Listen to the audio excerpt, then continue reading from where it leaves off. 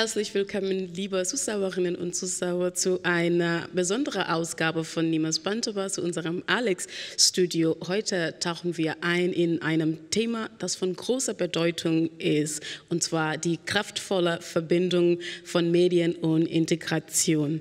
Während wir diese Diskussion führen, möchten wir uns mit der Reise der Integration von Medienmacherinnen im Exil auseinandersetzen. Es geht darum, Brücken zu bauen und unsere Gemeinschaft zu stärken. In today's globalized world, where migration and displacement are prevalent, media plays a crucial role in shaping public perceptions and facilitating the integration of refugees and asylum seekers. In this episode of Nyimas Bantaba, we will actually delve into the multifaceted relationship between media and integration, exploring how various media platforms can be leveraged to foster inclusivity and empower marginalized communities. As we have this discussion, we also want to look into the journey of media makers in exile. It is actually about building bridges and strengthening communities. One initiative that actually plays a very crucial role in this is the ReFOCUS Media Lab. This project is dedicated to developing a global network that equips asylum seekers and refugees with modern media skills through non-formal training. Today, we have the honor of having the founders of the ReFOCUS Media Labs with us. Welcome, Sonia and Douglas Hammond. Welcome to Nyimas Bantaba. Welcome to our studios on ALEX Berlin. Welcome to Berlin. Thank you very much. We're very happy to be here. It's wonderful to see you again. Thank you so much for having us. Thank you so very much, and I'm glad that you took your time in Berlin to visit us and talk to us about this amazing project that you guys are doing all the way from Greece. First, I did like to start with you, Sonia, ladies first. ReFOCUS. How did the idea of ReFOCUS come about? Actually, the idea of ReFOCUS came from my husband. I have to give him the credit for it. Okay. It started back in 2017 when we were both on the island of Lesbos, the Greek island of Lesbos, and the refugee crisis was so heavy on refugees, on the local community. At the same time, there was not much progress. Many European Union countries refused to take refugees, and we saw that so many people are stuck in those camps. And you know, we were there in slightly different capacities. Doug, as a journalist, me, I was doing a humanitarian project, but a completely different one.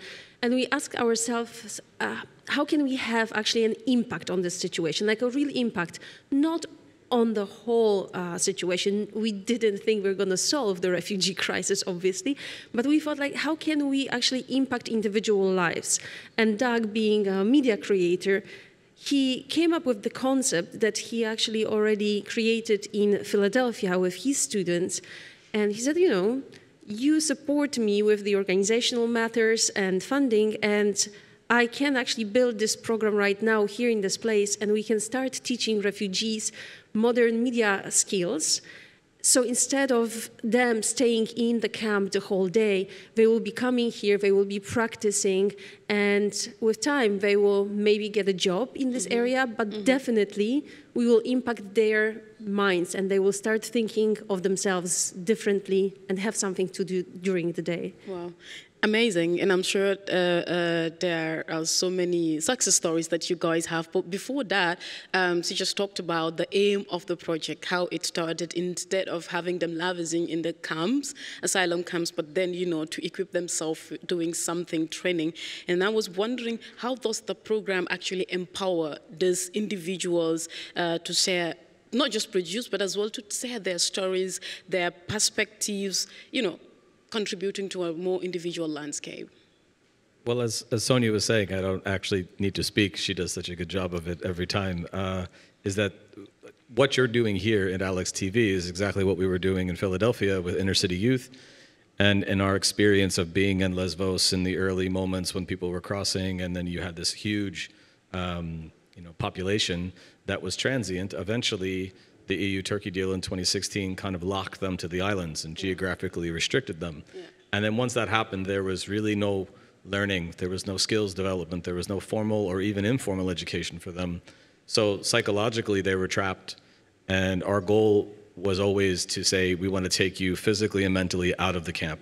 Okay. So Moria camp, which became very infamous well before the fire that destroyed it in 2020, was a space that everyone ran away from as much as they could. And they would come to the community center that we helped build called One Happy Family, which now is across the street from the current camp on the island. And they would walk 45 minutes a day to get out of that space at all costs and stay out as long as possible. And they would hang in this community center. So we had this built-in community, and we just started offering classes. We put up some posters, and we were overloaded with requests. And the class started in a shisha lounge where everyone was just hanging out and relaxing and socializing. Yeah. And then suddenly we grabbed all of these people who were curious and interested in what's going on with all these cameras and people running around and what is going on here. So psychologically, I think they latched onto that very easily. Yeah. And then they started getting value out of it because they very quickly saw results in our teaching methods and the way that we have a learn by doing project-based approach that provides people an immediate access to tools. On day one, you have a camera in your hands. By the end of the week, you've made a portfolio. And we did the same with video. So the goal was always to kind of teach them the art and the science of what happens with lights and cameras and sound and all these tools. Yeah. But really, it was rooted in them having a chance to teach themselves how to think differently about the way they see the world and the way the world sees them. It's actually, is this for everybody that is interested in media, or are you targeting a specific group? Let's say these are people that already have a media background. Well, we did have a mixture of people who would join us in the course, and full range of age, from teenagers, young kids, all the way up to, we once had a whole entire family, and the mom was the best. She was amazing. The kids wanted to go play sports and stuff, and she'd give me that camera, right? She just wanted it. And she's certified, and she finished, and she was that really beautiful photography. So it really wasn't about who wanted to learn. It was anyone who wanted to come. And it was definitely an integrated environment. Everyone was welcome. And we had this kind of embedded benefit of it being inside a community center where everyone was already coming. Yeah. But word started spreading. We were also trying to attract local Greeks on the island to join the programming. And we were successful to some degree with that in town before a lot of the kind of fascist tendencies started rising on the island and made it very difficult for us to have integrated environments with local community members. But generally speaking, the younger generation was eager to be part of that. And we had a really wonderful time on the island for years working with people. And I think a lot of the times people saw the reports coming out of Moria and seeing what was going on in these spaces. And all of that's true, but in our classes, in our environment, and at the community center, it was really wonderful for people to have it. Our days were filled with joy. Yeah, I mean, I think that was a good target in 2015, and then this EU-Turkey deal came in 2016, and then you have the Moria camp bond. I think it was a time where migration was really heated, and this is where media plays a huge role here, right? And then I was actually, media is more of shaping the public opinion as well. And then how does media representation influence the attitude of people towards migrants and refugees at that time? So this is a very difficult thing, because we worked with many media, like large media, CNN, The Guardian, Al Jazeera. What we see predominantly is that those big media stations, they want the footage and they want to tell the story. They do not want to tell the story with the community that is affected by this specific issue. They want to tell the story of them or for them, not with them. And this is the big problem we're facing right now in media. So we had, first of all, when COVID started and, the whole world was on a lockdown, and all the stories have been told about COVID already, suddenly somebody came up with this questions like, okay, so what can we, show next? How about those camps? What's going on in those camps, with COVID? And terrible things were happening, you know, no soap, no hot water. So all those things that they were teaching us, like wash your hands for 20 seconds, at least with warm water. There was never warm water in Moria camp. There were like days without water completely. You know, it's a small island and suddenly you have to share the resources with an additional city. Hand sanitizers. This was such a massive problem on the island. But the big media started contacting us. They did their research. They saw that we've been posting about the situation inside the camps, and they made those requests on collaboration with us. And we had some really positive experiences of people really going deeper, but most of them, they simply really wanted the footage. We would get a list with requests of exact shots that they wanted, and they were to the point of a crying woman with a baby in front of her tent, a kid playing with garbage in the camp, right? And you couldn't really tell the story from your own perspective because it was all just as the Western media would want to see you as a victim of everything, right, that is happening in the camp. And of course, camps are absolutely horrible, but many media just do not give this freedom to refugees and asylum seekers to tell their own stories. And this is a massive problem. We really do not see many media made by refugees about their situation. Yeah. On the other hand, we do not see refugees getting this also freedom to simply tell their stories they want to tell. They not always want to tell refugee stories. Yeah. And they do not have many chances. Yeah, that's actually important. And now to you, to follow up from her statement, in this case, then media as professionals really have a responsible role to accurately tell narrative stories in a very diverse way and sensitively as well. What's your thought? What do you think as media professionals should rather report on rather than, you know, about them when there is, I don't know, theft cases or terror cases or, I don't know, stuff's happening, instead of going to the Moria camp? They've reached out to you because you've posted that. They could have done this on their own. What's your thought on this? Well, I think the general structure of the way our fast news cycle works is that they don't view a story with enough time. They tend to chase the tragedy or chase the crisis. And so when that's the cycle, they need to get it out, and they need to get it out very quickly.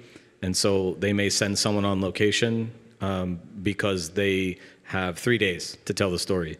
And then within those 3 days, they've done their pre-production. They just did it at home in their home city, in London, in Berlin, in New York, or even in Athens before they send someone.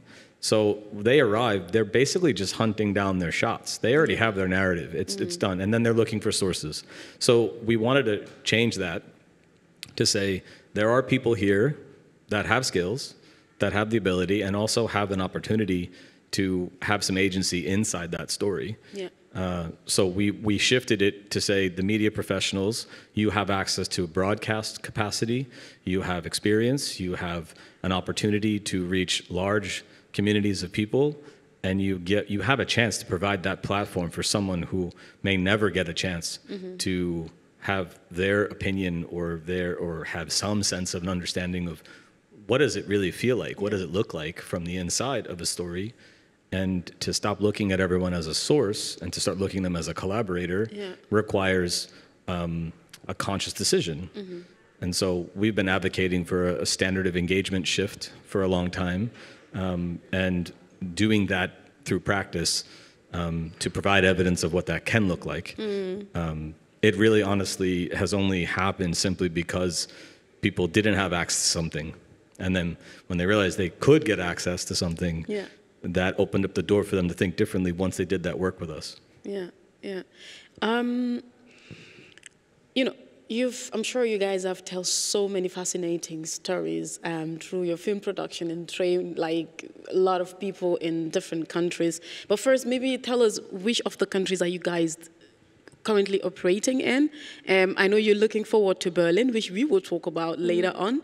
But for now, it's maybe you can tell us where you are operating and how do you operate this? So we started the program on Lesbos, this Greek island of Lesbos. We moved 2 years ago. We opened a second lab in Athens for the community that is already partly settled, I would say. So they got asylum, they want to start some kind of a career or work on new skills.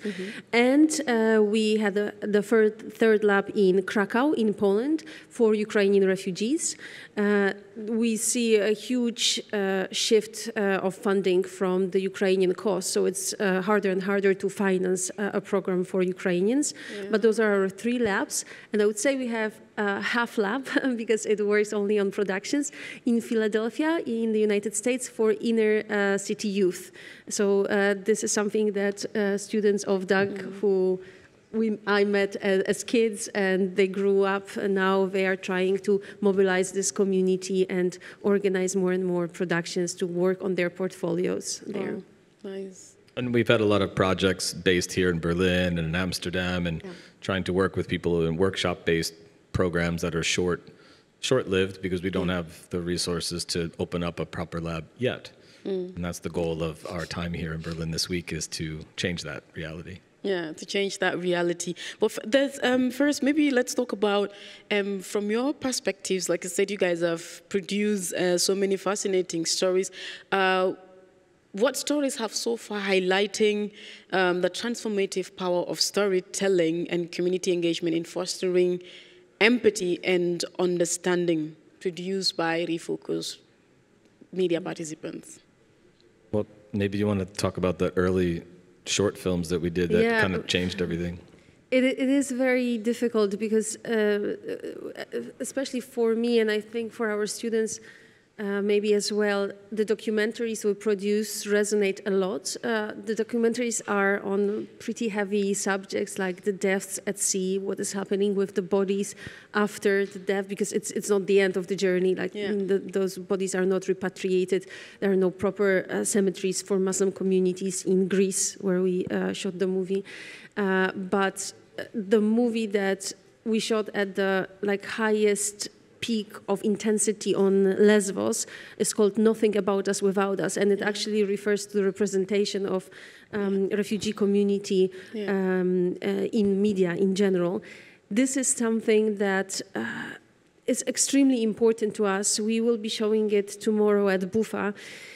Because this shows those critical moments on Lesbos when the fire of Moria camp started, when people were forced to live on the streets for 2 weeks without almost completely water, food, any kind of shelter, and yet this beautiful community on Lesbos, they kept reporting on the situation, kept creating media. So this was really, really important to us. But as we're telling our students, there's always a task at some point during the course that they have to make something that doesn't refer to the refugee situation at all. No refugeeism, no zero. You have to come up with a story that doesn't touch it. And this is always nice to see that people can actually leave this label on the side for a moment. And we did several narrative movies that also speak about how refugees already past maybe the refugee situation or before the refugee situation handle different things. So I cannot choose one thing. I don't know if Doug has any idea, because we produce not only films but also music videos, short forms, and this is also very important, right? Yeah, I mean, there's a lot of people who come through these communities that seek us out because they know of the work we've done with our community and they want to work with our community of creators. And then through those projects, a lot of really interesting new media has come out, as Sonia's saying, short films or narrative-based films, dramas based off of things that people have either lived or have heard. And I think a lot of the stories, even when we kind of push them to say no refugeeism in this 1 week film, they still kind of say, yeah, but this story needs to be heard, and these people need to know that this happened to someone I know or to me. And so a lot of the work does sometimes circle back to this. But there's really interesting things, like we have at the event tomorrow at Bufa, we'll also have our Art Under Pressure Arts Festival with photo, video, design, music videos, all sorts of really interesting art forms made by our whole community. And when we did this in Athens last year as an inaugural event, there were local Greek musicians that joined us through requests from friends who were going to perform at the event. And they came not expecting what they got in the community they were working with. And so what it turned into was that when those musicians went to produce new content, they started producing new music centered around these themes that they embraced at the festival last year. And then when it came time to perform that content, they sought our creators out to document them and make new music videos for them. So it really came full circle for that individual. And one in particular is Ian Bazandorias, and he made a song called Pictures on the Wall, and our team made a music video for him recently, and really, really beautiful guitarist and singer. Local Greek from Crete, and now suddenly he's got an entire team of people with a refugee background as his media team. And that kind of doesn't happen normally, but it should. Yeah. But it takes a little bit of a leap of faith and exposure. And a collaborative approach as well. Apropos a collaborative approach, you guys are in Berlin on partnership purposes. On the 20th of March, you guys will be creating, I think it's your first workshop, right? Or event, starting point. Starting point to start ReFOCUS in Berlin officially, which we're all looking forward to. Now tell us your mission in Berlin. Why are you here? Why Berlin? What are you looking forward to? From the starting point to... So, as I mentioned, we started on Lesbos, and this was the first point where refugees were coming predominantly from Turkey. And then so many of them were moved to bigger cities in Greece. And then many have been either moved, some families after the fire of Moria, or chose to move to other European cities. And as you know, so many of them are in Germany. And we have this community who is still in need of skills, further development, and they're saying nothing but great words about Germany and how the state helps them settle with German language classes, with social services, health services, and so on. But what everybody's saying is that this is where their dream ends. Because Germany, if I may say so, is very pragmatic in taking refugees. Germany knows that they will need workforce to close this generational gap, to make sure that they have enough hands on the labor market, right? So if somebody who is dreaming of working in media, they will not have those opportunities just like your wonderful students here have. They are viewed from a different perspective. And they need to continue their training to be able to at least have a chance on this job market and not be forced into heavy physical labor, because this is what is usually offered to them, right? To work in supermarkets, carry heavy stuff, work as car mechanics, women as cleaning ladies. So they are being put into those stereotypical roles. If you're a refugee, that means you don't have skills. And there are so many of them who have skills. There are so many who even came to our program and already worked in TV stations in, let's say, Afghanistan or Pakistan or Iran. So many of them we had.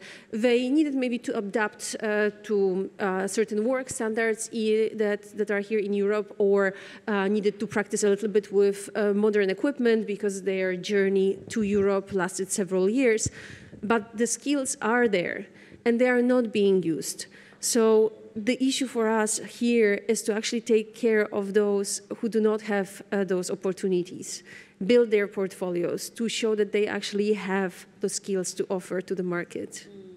Amazing. Again, on collaborative approaches, how do you think initiatives like, let's say, von hier and weiter, like this organization student organization that you guys are creating together, the Starting Point event, could actually support the driven perspective of refugee integration into the media industry? Well, they're fantastic, and this event tomorrow at Bufa in Atelier Gardens would not be possible if it wasn't for all their effort. So Kati, Luca, Sophie, and John, they've been our grounds team here in Berlin to make this event possible.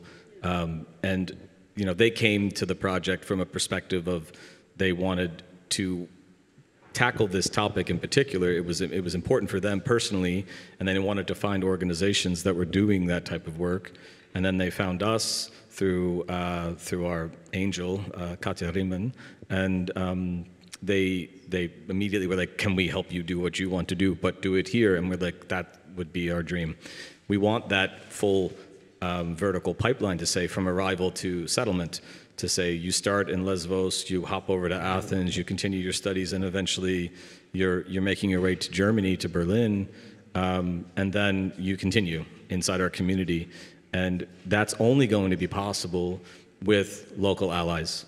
And those allies need to be on the university level, they need to be inside the community, civil action, public, private, corporate. All of these groups of people, in all the most successful communities, all of them work together. And in the ones that are the least successful, they work against each other. So we see this event tomorrow with Starting Point, and just the idea of creating,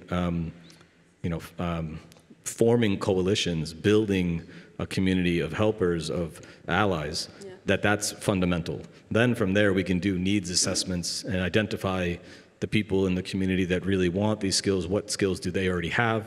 What levels do we produce, develop programming around?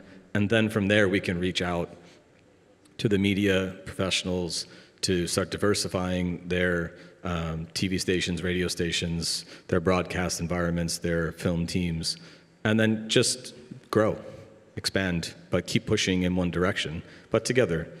And we wouldn't be able to do that unless we had really strong people on the ground here who believed in the same mission, which now we do. Yeah, I was gonna ask that, like, what happened? What's next? Like, what happened after you trained those people for, like, I don't know, months or a year, and then they are certified? Do they find their way into the media industry? How easy is it? It's not easy. At all. Yeah, it's not easy at all. And just to be clear, of course, we have big dreams for all our students. They have big dreams, but we do not expect everybody to be, the next Tarantino. Not everybody had to be a director of a big movie, even though we have some people who are very, very persistent, and they're just like, this is it. This is what we have to do. We had this wonderful boy, Yasser, who was moved here with his family after the fire of Moria, and he was put into Berufsschule to be a car painter. And he was like, no, I will be a director. Like, you have to allow me to pass my Abitur, and then I will go to university. And I was just like, no, you do not speak German, you cannot do this. And I was like, I have to. And luckily, he was extremely pushy. We had a wonderful volunteer who prepared him for the exams for the university. He passed all the exams, and then he studies at the Fine Arts School in Leipzig right now. So many things are possible with a lot of push on the, of course, refugee side. But those coalitions that we are hoping to build here, they are really crucial. Yeah. We need to open media more to diversity. And, we're very sorry that we couldn't have any of our students here with us today. They're arriving tomorrow. But, we are a little bit tired of the situation that it's always like Doug and me representing everybody, because either they don't have their passports yet, they are not allowed to go to UK for their own exhibitions because they will not receive visas because it takes so much time. And it's nice that an American and a blonde are going everywhere and promoting this idea, but so rarely we really have a chance to push their voices. And this is what we have to, I think, train ourselves, right? We like hearing people who look like us, who speak similar way to us, but we are living in a diverse society. It's more and more diverse. And we have to open to this, and we have to have this representation in media. And we are not naive that like we're going to train everybody and suddenly this will open. This requires maybe some legislation changes. This requires examples coming from media themselves. And this requires a lot of hard work from the side of our students. And maybe, you know, take the initiative in their own hands. In Greece, where it's extremely hard to enter media, also because, you know, Greek language is difficult to learn for refugees. It is very difficult to learn for us. But they decided, you know, that we will create our own podcast, and we're going to start with this, and this is our first attempt of changing the media, right? We don't necessarily have to go to the big ones, to somebody who already has a beautiful studio. We can have a makeshift studio and see where will this take us. You guys are taking a really huge challenge, right? Through a global perspective, trying to make sure that media is diverse and representative for everyone. I mean, focusing on refugees. And I was wondering, is the European media ready for this? We speak of diversity, we speak of representation. You just mentioned that due to language barrier in Greece, it's not so easy to get in. I mean, it's the same situation in Germany. The language barrier plays a huge role for refugees to actually get into the media industry and continue practicing what they really want to do. There's pushback of, like, I think it's about motivation. Sometimes you are not motivated. You would say, I am this is what I learned. And somebody will tell you, no, you can't. You don't fit in here. Literally, this is what they're telling you. And I was wondering, how are you guys trying to overcome this challenge to make sure that, yes, we're going to make this and it will happen? Well, I think we practice what we preach, and we say that we want to be the employer of first resort to prove it. Yeah. To say it's, you know, they are capable of doing this, and you're undercutting yourself for thinking that they couldn't simply because of where they were born. That's ridiculous. But it is pretty widespread and standard, and it has been for generations. So it's not going to change unless people change it. And societies that are diverse are still not diverse in the mediascape. They're not, we don't see a diversity in who's presenting, who's interviewing, who's behind the camera from a gender basis to an ethnic basis, like through like where people are born, what languages they speak. It's still something that, you know, a society is diverse, and yet it will never be diverse inside those spaces unless someone inside those spaces takes that leap of faith and says, we need our space to represent what our society looks like. And that's easier said than done. But, you know, I come from a school that I worked in Philadelphia that explicitly said the city of Philadelphia is diverse, and we want to make sure that every area of the city is represented, and therefore, we must take a conscious effort to make that happen. So the School Science Leadership Academy was a public school, and there was like, you can never do that. That's not possible. Well, it's been over a decade, and that school is very successful, doing exactly that. And I believe that that's what our media communities need to do. That's what our institutions need to do. And as Sonia was saying before, not everyone's going to go on to be a famous director. But every single person who comes through a program and is given a tool and given a chance to learn and practice and safely fail and then learn again, they are given a chance to develop who they want to be. And that doesn't necessarily mean being a director. But those skills that they're learning in there is about teamwork, collaboration, and technical skills that can be utilized in absolutely any community in the world. It doesn't have to be making a film or running a TV studio. It could be just being an unbelievably diverse Renaissance person inside an office, you know, for a corporation or an organization that you believe in. These skills are needed all the time, everywhere you look. So we're just excited when our community gets a chance to be seen as something more than a refugee, as a filmmaker, as an artist, as a citizen. That's more important than the rest. But it requires that, like, inside ally. Yeah. What you were saying before. Yeah. And just to add to this, we have this wonderful partner in the Netherlands called the Body Film Foundation, and they do something similar to us, but for the community, for a community that already has skills. So somebody came, let's say from Iran, he was a camera operator on a set, and now he is looking for his way into industry. So we're organizing extra workshops, master classes, and casting, as well as the connection to the industry. And what happened a few years back was that the Dutch parliament voted on a law that mandates also media to be more diverse. So what is happening right now is whenever you produce a big movie, you need to have people from different backgrounds. And this is what opened the door for all those people who were in the Body Film Foundation community, because now those big productions are like, where are we going to get some people from Middle East? So we were contacting them, and it's just like, can you make a casting for us? Do you have anybody in your community who, for example, works on sound? And it started kicking off. So not to maybe demonize media, because the door is, I would say, like half open. Because, the fact that, for example, we are invited to your program, right? We're going to speak on other programs as well. There is this interest in it.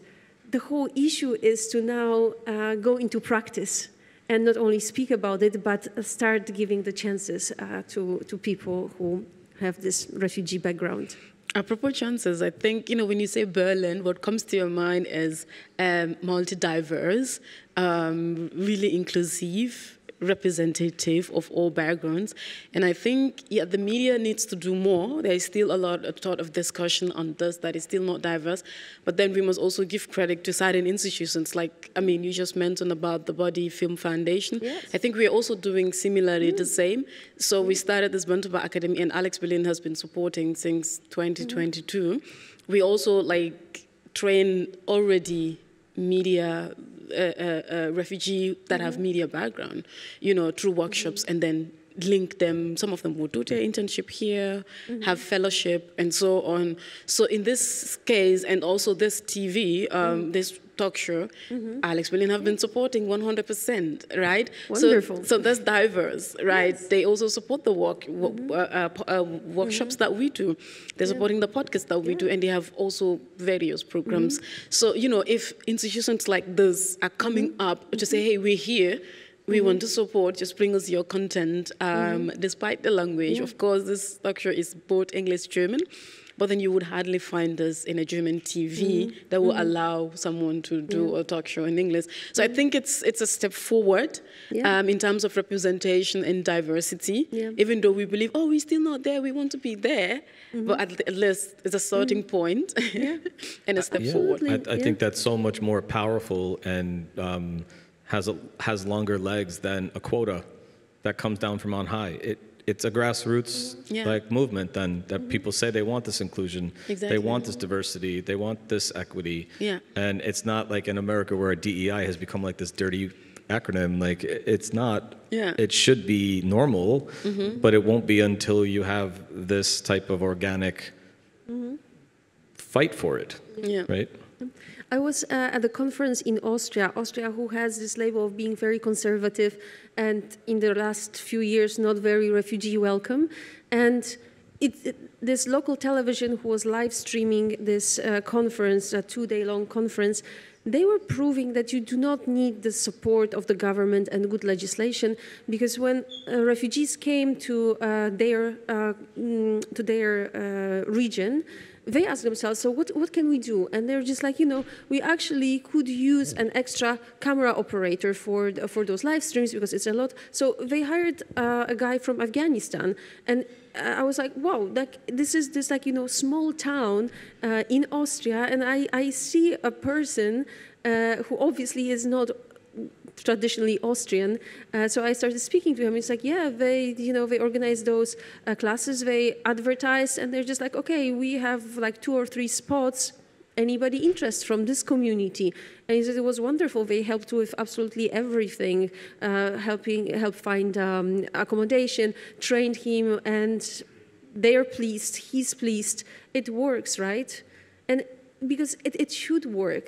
Why creating problems if we can have solutions? Yeah. This is the thing. Yeah. Why create problems if we can have solutions? I love that statement. I propose solutions. What more can be done so that no one is left behind, so that nothing about ours is done without us, so that migrants, especially refugees and asylum seekers, are empowered and not forced to do something else, but are given opportunities that they are best good at, that they could just simply strive on, and not to say, no, you can do bakery, instead of working as a producer or journalist. I think that looks differently in each locality. So very different in Lesbos versus even Athens, to Berlin. But we were talking earlier about the real purpose of Nothing About Us Without Us as a film was in response to collaborative efforts that large media like the BBC Newsnight and BBC Panorama has done with our community. And our team felt thankful that they had a chance to produce media at that level. But then they also still felt that those producers fell a little short on how the story was presented or what was left out. And they wanted more authorship. And so, we're fighting for a shift in the standard of engagement to say, the large media, you have this advantage of distribution, you have this platform, you have the resources, you have the people, but are you taking the time to investigate the place that you're doing the work in to see who else is there? Yeah. It's, they're not just victims, they're not just people of victims of circumstances, they are people with skills, they are people with experience, they are people with passion, and if you're not gonna look at them or even consider that that's possible, then you're not going to find them. So if you push, as you're saying, solutions instead of problems, if you seek out local producers, which they do, they look for fixers, they look for people who are going to translate for them, they look for people who are going to find them, interview subjects, they look for all sorts of these logistical things, but they rarely look for a camera operator, they rarely look for a sound person, they rarely look for someone to be the correspondent, they bring that in. But if they maybe made, say, a declaration, signed on to some sort of a new standard of engagement that says, we will work with a local producer. We will initially try to find someone inside the community that's impacted in this story to say, who's available? Who can we work with? Yeah. And then not treat them as a source. The unethical nature of paying a source for journalism or for any type of reporting is seen as a problem, yet so is not paying someone for doing labor. I mean, you wouldn't ever get away with it here. Why would you get away with it doing your reporting elsewhere? And I think it happens too frequently that people are just seen as inside the story, therefore they couldn't possibly be seen as an employee or as a freelancer or as a local producer. Yeah. And so if you're gonna do that and then follow the same wage guidelines that you would for anyone you would send down. Yeah. So these are ways that you could solve some of the problems. Yeah. And it's not rocket science. It's pretty standard and simple and easy to do. And I think everyone should sign on to that declaration. And if they don't, why not? Yeah. Like, why wouldn't you sign on to that? Yeah. I mean, make the effort. That's all we're really looking to do. Yeah. Make the effort. They said no one is born with something. I mean, we're all taught to become whatever we are, right? And opportunities are given, so this is really needed. You two are very passionate in teaching media, making sure that your efforts are met to the communities that the teaching, what you are teaching, are gaining from. And I was wondering, why did you guys target refugees? You've mentioned the crisis in 2015, but then do you guys have any particular connection personally to refugees? Or you just thought, media isn't doing its job, they should do it differently? How did this connection come about? We do not have any great media story. No, it would be actually a great story if we have some kind of a background, but not much. For me, I worked in politics before going into this humanitarian part of my life. And when I finished my work for the European Parliament, I just volunteered at the Serbian-Hungarian border, and I don't know if you remember in 2016 there was a massive crisis there because at the beginning asylum seekers were allowed to basically march through Europe to the country they wanted to choose. But then suddenly Hungary closed the border, and everybody was just at this border, at this fence in Serbia, and this was my first connection to the refugee crisis. And the things I've seen there, this is like point of no return, right? You've seen it; it's gonna stay with you forever, ever. Yeah. And I have to be honest. I really hated the fact that like nothing can be done. Like nothing. Like absolutely everything there was just horrible. There was no human rights. There was no empathy, no compassion, nothing there, and my impulse was just like something has to be done, not for this whole process, not for from the legislative point of view, because there are other people who should do it, but me as an individual. What are my strong skills, like really strong skills? Because basically, everybody can just hand food or blankets to people, but where can I actually find myself where not that many other people can work? And just to be clear, I do not teach media. Nobody wants to be taught by me. I have to say, Doug is a wonderful teacher, and he trained now several dozens of ReFOCUS teachers. So we have a wonderful team. I'm responsible for the organizational side, for the advocacy, and I just, like being there at the Serbian-Hungarian border back in 2016, then going to Greece and seeing how the situation looks like there, like something really moved me to like, this is it. Like I'm gonna have at least a small impact on this situation. Overall, how many students have you taught so far? And that become, let's say, overall, how many students have you taught from ReFOCUS, and how many students are now teaching? What's your target, actually? You're asking really difficult questions. I don't know. What did we put on our website? I can't remember. The numbers keep changing because every cycle it keeps going roughly up and maybe up. Around like hundreds. Like Sonia was right. Like hundreds. So each class would sometimes have 20 or 30 students in it, and they would cycle out after 4 months or 8 months, depending on how long they stay. And is it on daily basis?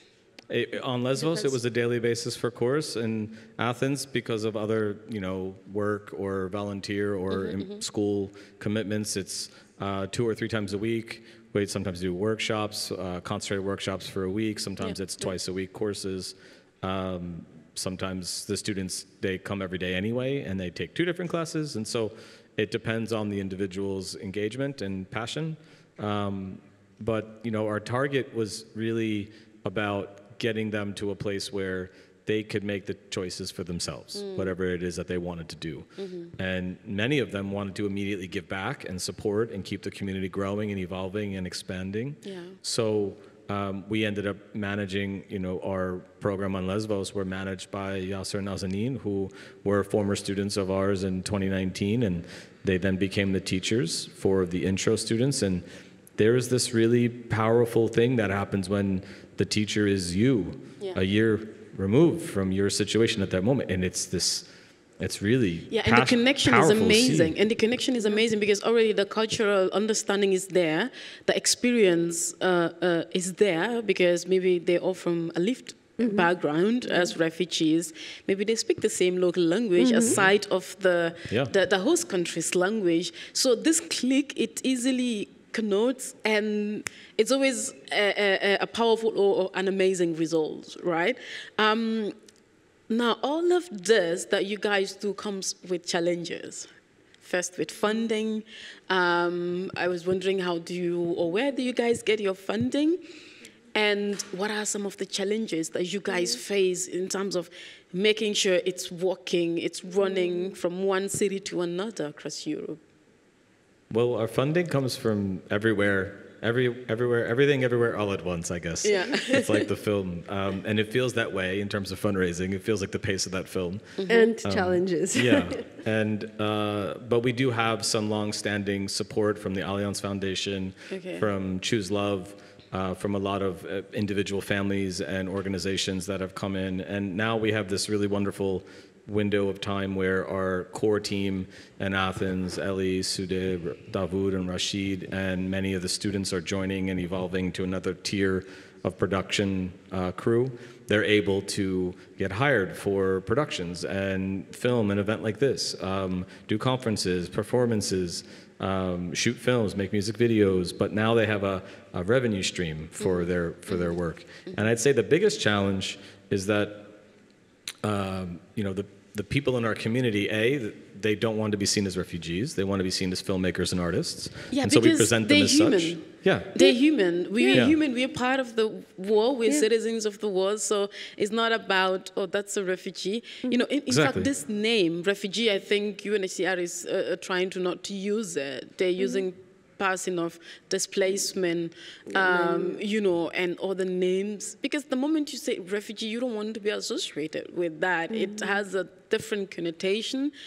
Immediately somebody felt like, oh, I am sorry, and all that. And it is because of a situation you are there, not to be felt sorry for, but then bring out this potential does this person have, and just look at the person as you.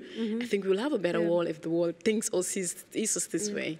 There's a different thing with this word refugee because, first of all, our Ukrainian students, they really, really hate this word. And they're just like, because for them, refugee means you're passive. And they are actively fighting for their country. They're constantly organizing things to be shipped to their country, fundraisers, and so on. But that's because they see the way refugees are treated from other places in the world. So they don't want that label. Exactly. At the beginning, like back in 2016, 2017, many people who are coming to Lesbos, like people from Syria, from Afghanistan, they were saying, please do not call us migrants. Migrants somehow gives you this feeling that like you had a choice, like right, like I decided to move here, right? Now I choose to live in Greece. It's like we went through horrors of war, of terrorist attacks and so on.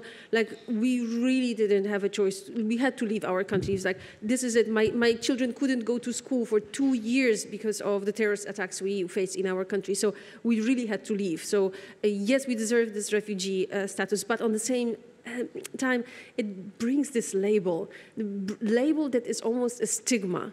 And at the end of one of our movies, Reza, who is the co-director of the movie, he says just like something like, we are just like you. Just think about it. We are just like you. We also have families. We also have dreams. Treat us like you, like yourself, right? Like you would treat your cousin, your brother, your sister. And this is the key to actually reverse this stigmatization of being a refugee. You really have to start looking at people from different perspectives than color of their skin, than languages they speak, maybe, you know, their background, the country they were born in. We really have to start thinking that like everybody deserves some fair chances in this world. Yeah, apropos fair chances, like, you know, when we speak of refugee participating in such, you know, these are people psychologically, mentally, at some point are not so strong because of what they've been through, the journey they have reaching to the destinations they are. So, you know, having to sit in a class and learn, thinking that I might be deported the next minute, knowing that you don't have a residence permit, knowing that you're not receiving any social support, maybe you're sleeping in a room with 8-10 people, and then you expect these people to come and learn. Do you have challenges in having these people to participate, right? How do you overcome this? I mean, these are this hierarchy of needs that everyone in an organized society has kind of handed to them. Not everyone does, and there's a stratification and there's a caste system inside all our societies, and it's not fair and equitable. But generally speaking, you do have that, as you're saying, like you're not always worried about where your next meal is. You're not worried about where you're sleeping. You're not worried about your status in the society. And if all of those things are in your face, in your head on a daily basis, how are you learning another language? How are you developing a skill? How are you even being able to like better yourself in the direction that you want to take. You know, our community on Fridays has a professional and a personal development day so that they can pursue whatever they want. And if you don't have those things in place, that's what you're doing on that Friday. Yeah. You're finding like stability, like, or you're going to the offices to fix your asylum situation, or you're dealing with the legal challenges. That's not what it's for. Like, it's for pursuing whatever you want to study and develop new skills. But you need that psychological safe space to be able to succeed there. And I think that that's the biggest challenge. That's the largest. That was the second challenge I wanted to say, is that if they don't have that, then the rest can't happen. Sonia, you are responsible for organizational matters, for ReFOCUS, and as he says, if they don't have that, it's a big challenge. How do you tackle these obstacles to make sure that their focus, their learning, or do you also provide support in this area? We're trying mostly through our partners. So we cooperate a lot. We do a lot of networking. And in Greece, there are so many organizations who already have the skills and the know-how how to do different things. So we already know where to direct a person who maybe faces homelessness, somebody who needs some medical treatment, right? But the beautiful thing is also that within our community, people already help each other. Because this is what we hear from our students, from our teachers all the time, that it is not only about the media skills, it is about the community, that people come here for some peace of mind, for some creative time, but also to maybe get an advice from somebody. And it broke our heart a few months ago when one of our students came and he asked for help, saying that he has been sleeping for 2 days on the street because his support from the government ended, right? And he felt embarrassed that he couldn't just do it right away, but he was like, I cannot have a third night on the street, right? And we always try to help our students, and there's the community is really tremendous because people understand what they went through, right? They understand that there are so many issues that, for example, we not necessarily always remember. One of our team members, she lost her ID, and we were trying to calm her down. It's like, okay, you're going to go, you're going to get a new one. She's like, you don't understand. Here they punish us for losing the ID because they think we sold the ID to some smugglers. And the punishment is that you will wait for your ID for a year. She said, like, I cannot wait for a year because it not only I cannot travel anywhere, it's like when I'm stopped by a police on the street, I'm illegal suddenly. I got my asylum, I'm illegal. Finally, we have 3 minutes to go. I wanted to ask, what are we expecting from you guys in Berlin? Well, tomorrow, if you come to Bufa, you'll have live music. You'll have an amazing book reading from Katarina from her new film, her new book. You'll have a panel discussion with really wonderful people and yourself talking about integration and furthering this conversation.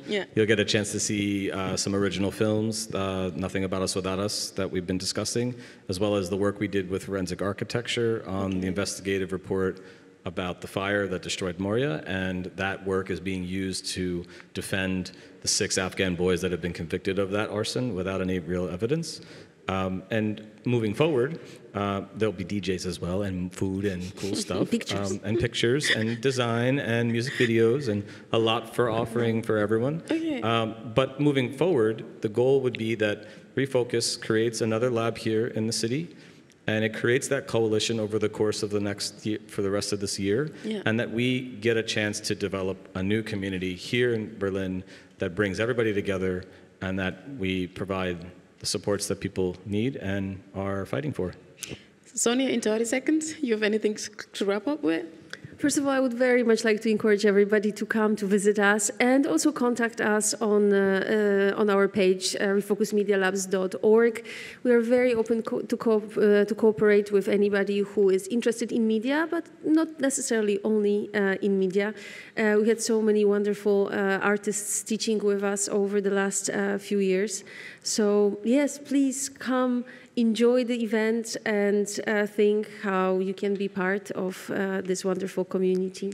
Das war's von unserer heutigen Sendung auf Nyimas Bantaba. Wir hatten über das Thema die kraftvolle Verbindung zwischen Medien und Integration gesprochen.